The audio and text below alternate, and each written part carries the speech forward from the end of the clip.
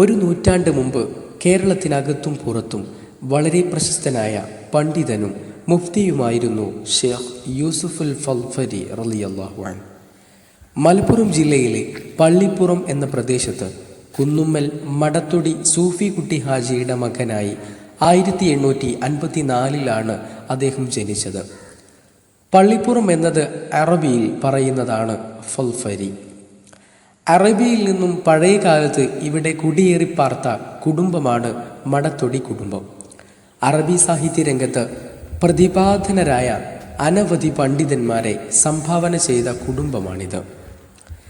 2 നൂറ്റാണ്ട് മുമ്പ് പള്ളിപ്പുറം മുടപ്പില പള്ളി മനക്കൽ നമ്പൂതിരിയുടെ കുടുംബത്തിൽ ഒരാൾക്ക് മാരകമായ അസുഖം ബാധിക്കുകയും അനവധി ചികിത്സ നടത്തുകയും ചെയ്ത് പരാജയപ്പെട്ടു നിൽക്കുന്ന സന്ദർഭത്തിലാണ് യൂസുഫുൽ ഫൽഫരിയുടെ പിതാമഹനും സൂഫി വര്യനുമായിരുന്ന മുഹീദ്ദീനുൽ യറമക്കി എന്ന പണ്ഡിതൻ ഈ പ്രദേശത്തേക്ക് വരുന്നത്.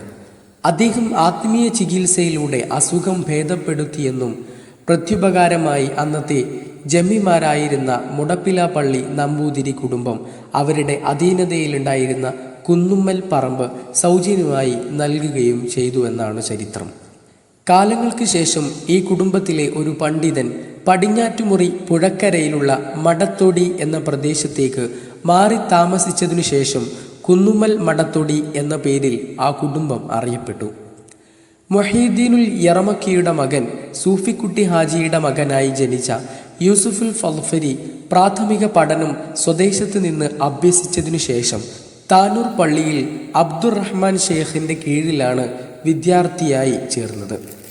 ശേഷം ചെറിയ ബാവ മുസ്ലിയാർ എന്നറിയപ്പെട്ട മുഹമ്മദ് മഖ്ദൂമിന്റെ കീഴിൽ പൊന്നാനി വലിയ പള്ളി ദർസിൽ ചേർന്നു. പിന്നീട് ഹജ്ജ് നിർവഹിക്കുവാൻ മക്കയിലേക്ക് പോയ അദ്ദേഹം സയ്യിദ് ബക്കിരി, ഷെയ്ഖ് മുഹമ്മദ് ഹസ്ബുല്ല അൽ മക്കി എന്നിവരുടെ അടുക്കൽ നിന്നും കൂടുതൽ വിജ്ഞാനം കരസ്ഥമാക്കി. നാട്ടിലേക്ക് മടങ്ങി വരുന്നതിന് ശേഷം പള്ളിപ്പുറം, മഞ്ചേരി, മലപ്പുറം, മുള്ളിയാർ കുരിശി, വാഴക്കാട്, മറ്റത്തൂർ തുടങ്ങിയ ധാരാളം സ്ഥലങ്ങളിൽ മുദരിസായി സേവനം ചെയ്തു. ചരിത്രങ്ങൾ ഉറങ്ങുന്ന മലപ്പുറം വലിയങ്ങാടി ശുഹദാ പള്ളിയിൽ 200-ലേറെ വിദ്യാർത്ഥികൾ അടങ്ങിയിട്ടുള്ള ഗംഭീരമായ ദർസ് സുദീർഘകാലം അദ്ദേഹം നടത്തിയിരുന്നു എന്ന് പറയപ്പെടുന്നു. നിരവധി കവിതകളും ഗ്രന്ഥങ്ങളും രചിച്ച മഹാനവറുകൾ വളരെ ലാളിത്യം നിറഞ്ഞ ജീവിതം നയിച്ച പണ്ഡിതനായിരുന്നു. മലപ്പുറം പള്ളിയിൽ ദർസ് നടത്തുന്ന കാലത്ത് അന്നത്തെ വലിയ സമ്പന്നനും ധർമ്മിഷ്ഠനുമായിരുന്ന കിളിയമണ്ണിൽ ഉണ്ണീൻ ഹാജി ഒരിക്കൽ അദ്ദേഹത്തിൻ്റെ വീട് സന്ദർശിച്ചു. ഓല കൊണ്ട് മേഞ്ഞ പഴയ വീട് കണ്ടപ്പോൾ അദ്ദേഹം പുനർനിർമ്മിച്ചു തരാം എന്ന് പറഞ്ഞു. പക്ഷേ സാത്വികനായ ആ പണ്ഡിതൻ സ്നേഹപൂർവ്വം നിരസിക്കുകയാണുണ്ടായത്. മലപ്പുറം നേർച്ച വഴിതെറ്റി അനാചാരങ്ങളിലേക്കും അനിസ്ലാമിക കാര്യങ്ങളിലോട്ടും പോയപ്പോൾ നേർച്ച നടക്കുന്നതിൻ്റെ ദിവസങ്ങൾക്ക് മുമ്പ് തന്നെ ദർസ് പൂട്ടി അദ്ദേഹം വീട്ടിൽ വന്നിരിക്കുമായിരുന്നു. ശറഅന് വിരുദ്ധമായ ഏത് കാര്യത്തിലും ഒരു വിട്ടുവീഴ്ചക്കും അദ്ദേഹം തയ്യാറായിരുന്നില്ല. പള്ളിപ്പുറം പള്ളിയിലെ ഒരു ഖബറിന് മീതെ പടിപ്പുര നിർമ്മിച്ചപ്പോൾ അദ്ദേഹം അതിനെതിരെ ശക്തമായി പ്രതികരിക്കുകയും തന്നിമിത്തം തൻ്റെ ഭാര്യയുടെ വീടായ പെരുമ്പലത്തേക്ക് മാറി താമസിക്കുകയും ചെയ്തു. മരണം വരെ ഈ വീട്ടിലായിരുന്നു പിന്നീട് അദ്ദേഹം താമസിച്ചിരുന്നത്. പാണക്കാട് ചെറുകുഞ്ഞിക്കോയത്തങ്ങൾ, മങ്കട ഉണ്ണീൻ മുസ്ലിയാർ, കുഞ്ഞബ്ദുള്ള മുസ്ലിയാർ കൂട്ടിലങ്ങാടി, മമ്മുണ്ണി മുസ്ലിയാർ പടിഞ്ഞാറ്റുമുറി, മൊയ്തു മുസ്ലിയാർ മങ്ങാട്ടുപുലം, ആറ്റുകോയ തങ്ങൾ മുണ്ടുപറമ്പ് എന്നിവർ അദ്ദേഹത്തിൻ്റെ ശിഷ്യഗണങ്ങളിൽ ചിലർ മാത്രമാണ്.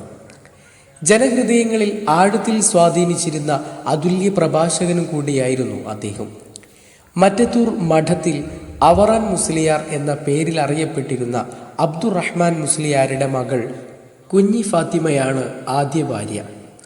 പ്രമുഖ പണ്ഡിതനും ഗ്രന്ഥകാരനുമായിരുന്ന മുഹമ്മദ് മുസ്ലിയാർ ജവാഹിറുൽ അഷ്ആർ എന്ന പ്രസിദ്ധ ഗ്രന്ഥം രചിച്ച അബ്ദുൽ ഖാദിർ ഫൽഫരി, അഹ്മദ് മുസ്ലിയാർ, അബ്ദുള്ള മുസ്ലിയാർ, ആയിഷ, സൈനബ എന്നിവർ ഈ ഭാര്യയിൽ അദ്ദേഹത്തിന് ജനിച്ച മക്കളാണ്.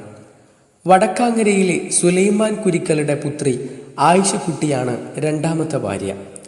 ഇതിൽ കുഞ്ഞി മുഹമ്മദ് മുസ്ലിയാർ, അഹ്മദ് കുട്ടി മുസ്ലിയാർ, മറിയം എന്നീ മക്കൾ ജനിച്ചു.